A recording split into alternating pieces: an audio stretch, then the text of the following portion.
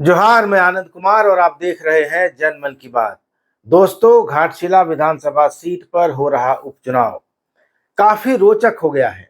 पिछले साल जब विधानसभा का चुनाव हुआ था तो हेमंत सोरेन के पक्ष में भारी जन समर्थन आया था। खास करके मैया योजना की राशि को 1,000 से बढ़ाकर 2,500 किए जाने का असर था कि हेमंत सोरेन की अगुवाई वाला महागठबंधन 56 सीटों के साथ सत्ता में धमाकेदार तरीके से वापस आया था। हेमंत सोरेन जब 28 जून 2024 को जेल से निकले, 31 जनवरी 2024 को ईडी ने रांची जमीन घोटाला के आरोप में उनको जेल में भेजा था और बेल मिलने के बाद 28 जून को वो जेल से निकले थे। उस समय उन्होंने चंपई सोरेन को मुख्यमंत्री बनाया था, लेकिन जैसे ही हेमंत सोरेन ने चंपई सोरेन से अपनी गद्दी वापस ली, चंपई सोरेन को यह अच्छा नहीं लगा। फिर उन्होंने कहा कि झारखंड मुक्ति मोर्चा में जिस तरह से उनको हटाया गया सीएम पद से, उससे उनका अपमान हुआ है। उन्होंने कहा कि अब जेएमएम छोड़ेंगे। 3 विकल्प उन्होंने सुझाए, लेकिन आखिरकार वे बीजेपी में शामिल हो गए। 2024 के अगस्त के महीने में चंपई सोरेन के भारतीय जनता पार्टी में शामिल हो जाने के बाद हेमंत सोरेन को कोल्हान में रहने वाले संथाल आदिवासियों को साधने के लिए, उनको प्रतिनिधित्व देने के लिए एक मजबूत नेता की जरूरत थी। और चंपई सोरेन के अलावा सिर्फ एक ही विधायक ऐसा था जो संथाल जनजाति से आता था। वह थे रामदास सोरेन। पुराने झारखंड मुक्ति मोर्चा के स्टालवार्ट थे, आंदोलनकारी थे।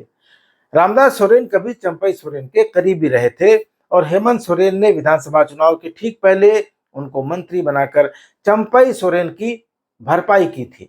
फिर 2024 के चुनाव में कोल्हान की 14 में से 11 सीटें महागठबंधन ने जीती। झारखंड मुक्ति मोर्चा को 10 और कांग्रेस को 1 सीट मिली। भाजपा सिर्फ 2 सीटें जीत पाई, 1 सीट जदयू को मिली। भाजपा को जो सीटें मिले उनमें एक जमशेदपुर पूर्वी की सीट थी, जहां पूर्व मुख्यमंत्री रघुवर दास की बहू पूर्णिमा साहू ने जीत दर्ज की, और दूसरी सरायकेला की एसटी रिजर्व सीट थी, जहां से पूर्व मुख्यमंत्री चंपई सोरेन जीते थे। सरायकेला दोस्तों अकेली ऐसी एसटी रिजर्व सीट थी जो बीजेपी ने जीती थी। घाटशिला की सीट से रामदास सोरेन लगातार दूसरी बार चुनाव जीते और हेमंत सोरेन की नई कैबिनेट में भी उन्हें मंत्री का पद दिया गया। लेकिन 1 साल के अंदर यहाँ चुनाव कराने की नौबत आ गई है, क्योंकि इसी साल 2 अगस्त को जब रामदास सोरेन अपने घर में थे, उन्हें ब्रेन स्ट्रोक आया। वे बाथरूम में गिरे और कोमा में चले गए। 15 अगस्त 2025 को उनका निधन हो गया। उनके निधन के कारण 1 साल के भीतर ही घाटशिला सीट पर उपचुनाव कराया जा रहा है। सोमेश सोरेन, जो कि रामदास सोरेन के बड़े बेटे हैं, उनको झारखंड मुक्ति मोर्चा ने अपना प्रत्याशी बनाया है। पहले ये माना जा रहा था कि जैसे मंत्री हाजी हुसैन अंसारी के निधन के बाद उनके बेटे हफीजुल हसन को मंत्री बनाया गया, और मंत्री जगन्नाथ महतो के निधन के बाद उनकी पत्नी बेबी देवी को मंत्री बनाया गया, और उसके बाद इन दोनों को उपचुनाव लड़ाया गया। ये दोनों जीते भी और फिर मंत्री बरकरार रहे। वैसे ही रामदास सोरेन, जो कि मंत्री थे, उनके निधन के बाद उनके बेटे सोमेश सोरेन को पहले मंत्री बनाया जाएगा, उसके बाद चुनाव का टिकट दिया जाएगा, लेकिन ऐसा नहीं हुआ। अब सोमेश को मंत्री क्यों नहीं बनाया गया, इसको लेकर तरह तरह की चर्चाएं थी, तरह तरह की अटकलें थी, लेकिन 3 नवंबर को मूसाबनी की चुनावी सभा में मुख्यमंत्री हेमंत सोरेन ने इस बात का जवाब दे दिया। उन्होंने कहा कि हमको पता है कि मंत्री कब बनाना है। हेमंत सोरेन ने कहा कि हम इसे, यानी सोमेश सोरेन को, आने वाली पीढ़ी के लिए तैयार कर रहे हैं। मतलब साफ है कि हेमंत सोरेन की जो सरकार चल रही है झारखंड में, उसके कार्यकाल में तो सोमेश सोरेन मंत्री बनाए जाने के लायक नहीं है, ऐसा हेमंत सोरेन ही मानते हैं। क्योंकि मुख्यमंत्री ने अपने भाषण में बोका है, छोटा है, कोरा कागज है, सब कह दिया, तो फिर बचा क्या? आप सुन लीजिए मुख्यमंत्री ने क्या कहा। एक ऐसा नौजवान को हम लोगों ने प्रत्याशी बनाया है। बहुत लोग बोलता होगा, अरे बोका है, छोटा है, नहीं जानता है। ये कोरा कागज है। इसका किस्मत का जो पीठ है, इसके शरीर में एकदम सादा कागज है। इस पर जो यहां घाटशिला का लोग लिखेगा, वही इसका पीठ में लिखाएगा। कि मंत्री रामदास थे तो मंत्री काहे नहीं बनाया? बहुत लोग तो हुआ, वो लोग मंत्री बन गया था पहले। हमको पता है किसको कब मंत्री बनाना है। आज ये नौजवान को हम आज के लिए तैयार नहीं करेंगे, ये आने वाला पीढ़ी के लिए तैयार होगा जो इस घाटशिला का प्रतिनिधित्व करेगा। तो आपने सुन लिया दोस्तों विधायक ही मंत्री बनता है। तो अगर कोई मंत्री बनने के लायक ही नहीं है तो फिर जनता उसको विधायक ही क्यों चुने? ये एक बड़ा सवाल बन जाता है, क्योंकि खुद मुख्यमंत्री ही उम्मीदवार का रिपोर्ट कार्ड बता दे रहे हैं।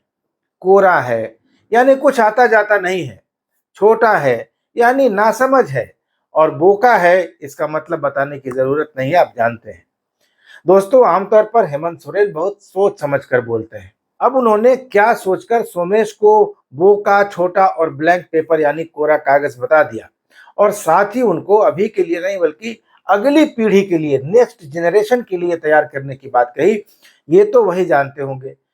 खैर, एक तरफ मुख्यमंत्री ये सब कह रहे हैं और दूसरी तरफ इसी बोका और इसी कोरा सोमेश सोरेन को हेमंत सोरेन की पत्नी और उन्हीं की पार्टी यानी जेएमएम दोनों पढ़ा लिखा और काबिल बता रहे हैं। जेएमएम का एक सैंडल कहता है कि सोमेश सोरेन पेशे से इंजीनियर हैं, पढ़े लिखे, विनम्र और संस्कारित व्यक्ति हैं। कल्पना सोरेन के एक सैंडल में भी सोमेश सोरेन को इंजीनियर, शिक्षित और योग्य बताया गया है। सोमेश सोरेन के चुनावी हलफनामे के अनुसार उनकी उम्र 39 साल यानी 39 ईयर्स है। इंजीनियर हैं। 39 साल का आदमी किसी फैक्ट्री में काम करता हो तो सीईओ बन जाता है, प्लांट हेड बन जाता है, और जिसका पिता 3 बार विधायक रहा हो, मंत्री रहा हो, अगर वह कोरा कागज है तो फिर उसे संगठन में लगाकर अनुभव दिलाना चाहिए था। चुनाव में उम्मीदवार क्यों बना दिया गया? यह भी एक सोचने वाली बात है। दोस्तों घाटशिला में जेएमएम के पास योग्य उम्मीदवार नहीं थे ऐसा तो नहीं है, बहुत सारे थे।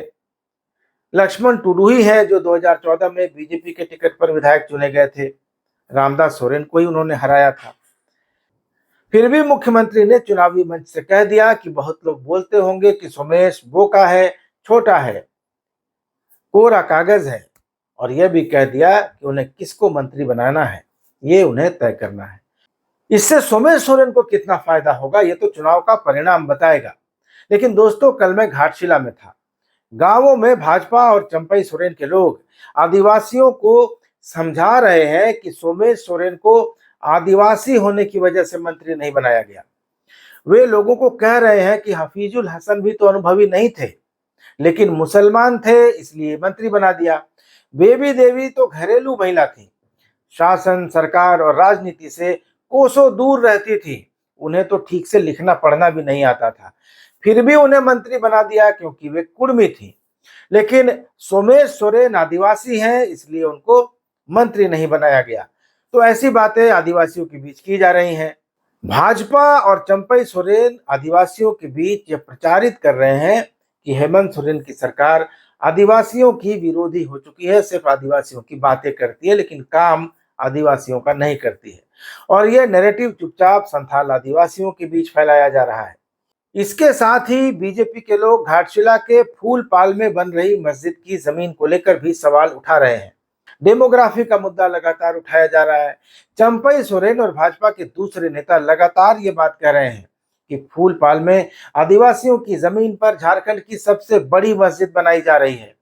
घाटशिला में आदिवासियों की जमीन पर बांग्लादेशी घुसपैठिए कब्जा कर रहे हैं। धालबुमगढ़ समेत कई स्थानों पर सरकारी तथा फॉरेस्ट लैंड पर हजारों घुसपैठियों को बसाया जा रहा है। चंपई सोरेन का आरोप है कि घाटशिला की हेंदल जुड़ी पंचायत में मैया सम्मान योजना के लाभुकों की लिस्ट में 172 मुस्लिम महिलाएं मिली, जबकि पूरी पंचायत में एक भी मुसलमान परिवार नहीं रहता है। दोस्तों इस बार घाटशिला में जो दिखाई दे रहा है उससे लग रहा है कि भाजपा पिछली बार 22,000 वोटों से हार का अंतर पाटने के लिए एड़ी चोटी का जोर लगा रही है। पिछली बार विधानसभा चुनाव के समय चंपई सोरेन को बीजेपी ने पूरे राज्य में आदिवासी सीटों पर घुमाया था, हेलीकॉप्टर उनको दे दिया गया था और जगह जगह सभाएं कर रहे थे, और चंपई खुद भी सरायकेला से चुनाव लड़ रहे थे, इसलिए घाटशिला में बेटे की सीट पर वो सिर्फ 2-3 दिन ही समय दे पाए थे, वो भी पूरा समय नहीं दे पाए थे। लेकिन इस बार वे चुनाव की घोषणा के पहले से घाटशिला में खूंटा गाड़ चुके हैं और पूरा जोर लगा रहे हैं। चंपई सोरेन के साथ एक प्लस पॉइंट यह है कि उनकी पहुंच हर गांव तक है और संथाल वोटों के साथ वे भूमिज वोटों को भी साधने में जुटे हैं। भूमिज आमतौर पर भाजपा के पक्ष में वोट करते रहे हैं, लेकिन 2019 के विधानसभा चुनाव से वे झारखंड मुक्ति मोर्चा के समर्थन में आ गए हैं।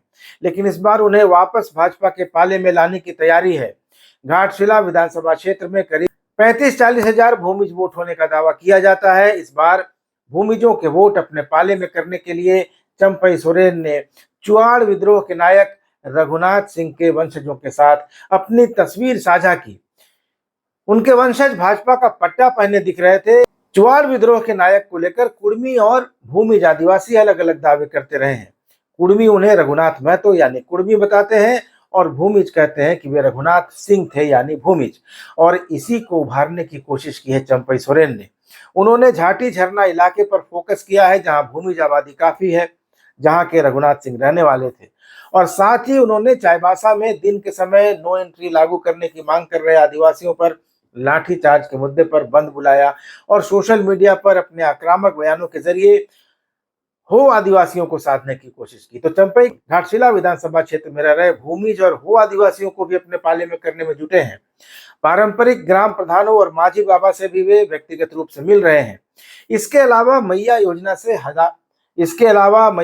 से हजारों महिलाओं के नाम काटे जाने को मुद्दा बनाया जा रहा है।